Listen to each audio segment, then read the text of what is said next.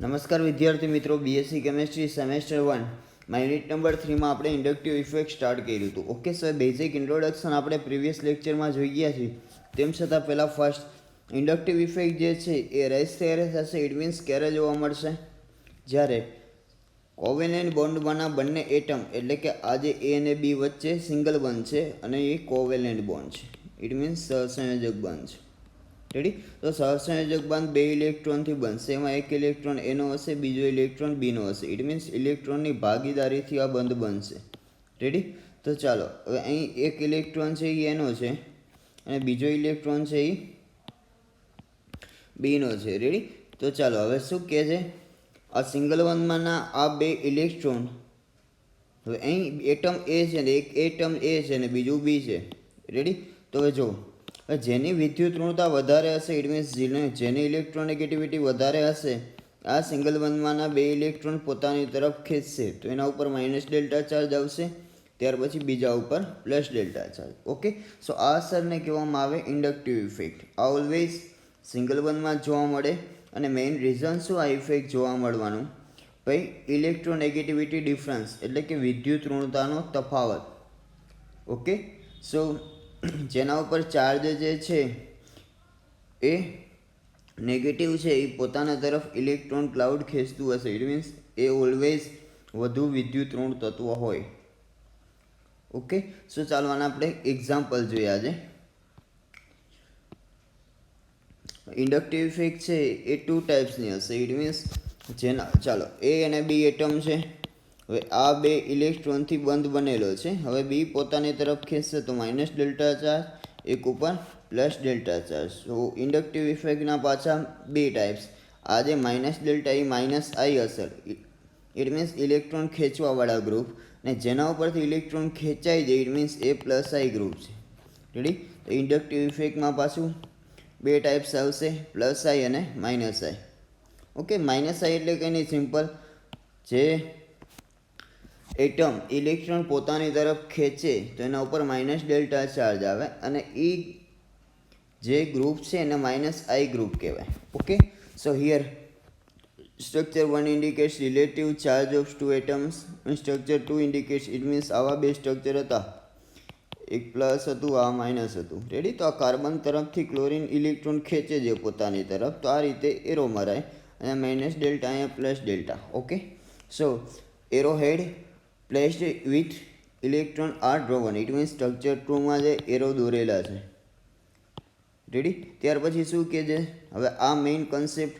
હવે કાર્બનને ગમે ત્યારે હાઇડ્રોકાર્બન આપણે શબ્દ વાપરતા હોય. હાઇડ્રોકાર્બન એટલે શું? જેમાં કાર્બન ને હાઇડ્રોજન બંને આવેલા એને હાઇડ્રોકાર્બન કહેવાય. પ્લસ હાઇડ્રોકાર્બનમાં કાર્બન અને હાઇડ્રોજનની ઇલેક્ટ્રોનેગેટિવિટી સેમ લેવાની. ઇલેક્ટ્રોનેગેટિવિટી ડિફરન્સ એટલો બધો ન હોય બે વચ્ચે, તો આપણે બંનેની વિદ્યુત ઋણતા સરખી ગણશું. ત્યારે આમાં માઇનસ ડેલ્ટા પ્લસ ડેલ્ટાવાળો કન્સેપ્ટ નહીં આવે. ઇટ મીન્સ આમાં ઇન્ડક્ટિવ ઇફેક્ટ જોવા મળશે નહીં. ભાઈ રીઝન બંનેની વિદ્યુત ઋણતા ઓલમોસ્ટ સેમ છે. જો એકની વિદ્યુત ઋણતા વધારે હોત તો પોતાની તરફ ઇલેક્ટ્રોન ખેંચે તો અહીંયા માઇનસ ડેલ્ટા આવે, પણ અહીં બંનેની વિદ્યુત ઋણતા ઓલમોસ્ટ કેવી છે? સરખી, ઓલમોસ્ટ સેમ છે. Okay, so the carbon hydrogen bond is used as standard. It means zero inductive effect.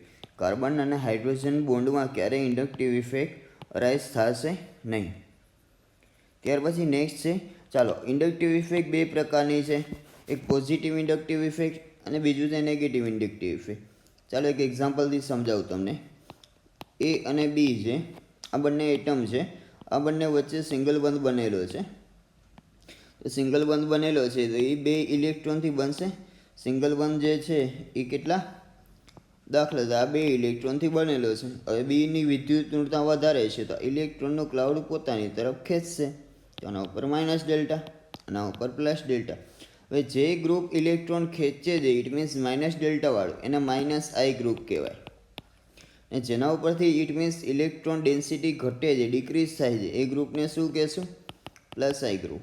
Okay, so એના પાછળ બે ટાઈપ્સ પડશે. એક તો plus I effect, it means plus I એટલે ઇલેક્ટ્રોનનું દાન કરતા હશે, આ ઇલેક્ટ્રોન ડોનેટિંગ ગ્રુપ હોય, ડોનેટિંગ. અને બીજું જે ખેંચવાવાળા જે ઇટ મીન્સ માઇનસવાળા જે છે ઇલેક્ટ્રોનનું ક્લાઉડ પોતાની તરફ ખેંચે એ ગ્રુપને વિથડ્રો કહેશું. It means electron withdrawing group. Okay, so inductive ઇફેક્ટના પાછા બે ટાઈપ્સ છે.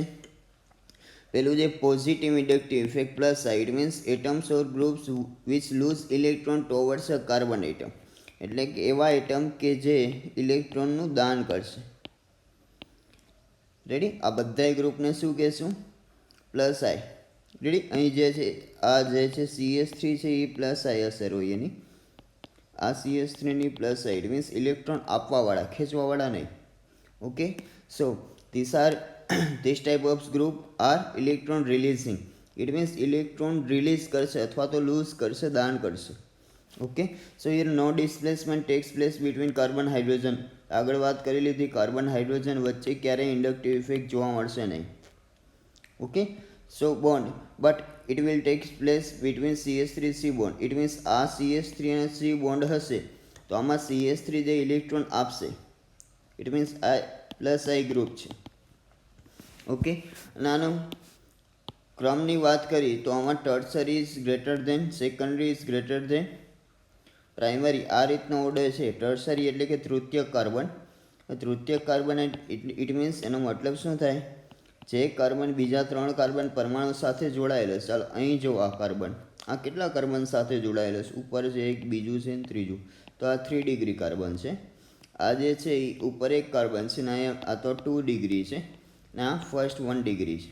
રેડી, તો હવે આમાં ઇફેક્ટની વાત કરી, ઇટ મીન્સ સૌથી ઇલેક્ટ્રોન ડેન્સિટી વધારે કયા કાર્બન ઉપર હશે? ટર્સરી, સેકન્ડરી કે પ્રાઇમરી? તો એના માટે સિમ્પલ આપણે જોઈ લઈએ. ચાલો, અહીંયા CS3 જે સ્ટાર્ટિંગ મોલિક્યુલ લઉં છું એમાં જો આ એક જગ્યાએ CS3, ત્રણેય જગ્યાએ CS3, ઇટ મીન્સ ત્રણેય જગ્યાએથી ઇલેક્ટ્રોન આવે છે. તો આ કાર્બન ઉપર ઇલેક્ટ્રોન સૌથી વધારે હશે, ઇલેક્ટ્રોન રીચ હશે. આ કાર્બન ઉપર 2 જગ્યાએ CS3 છે તો એના ઉપરથી આવે છે, અને આમાં એક જ જગ્યાએથી CS3 આવે છે. ઇટ મીન્સ ઓલવેઝ ઓર્ડર કેવું હશે? ચાલો, by above example we can say that tertiary alkyl group having greater positive inductive effect are 3 degree એટલે tertiary effect than secondary which is turn having greater inductive in primary. It means tertiary માં સૌથી વધારે, ત્યાર પછી secondary માં, ત્યાર પછી primary માં. ઓકે, સો મેઇન બેઝિક છે. પ્લસ આઈ એટલે કે ઇલેક્ટ્રોન આપવાવાળા ગ્રુપ અને માઇનસ આઈ એટલે ઇલેક્ટ્રોન ખેંચવાવાળા ગ્રુપ. ઓકે, સો સેકન્ડ જે છે નેગેટિવ ઇન્ડક્ટિવ છે. ભાઈ ધોઝ એટમ્સ ઓર ગ્રુપ વિચડ્રો નહીં પણ વિથડ્રો આવશે. Okay, so the atom or group withdraw electron away from the carbon atom are said to a minus I effect. Okay, so electron ખેંચશે, withdraw કરવું એટલે ખેંચવું. Okay, so such groups will refer to a have as a electron withdrawing group અથવા તો electron અટ્રેક્ટિંગ group.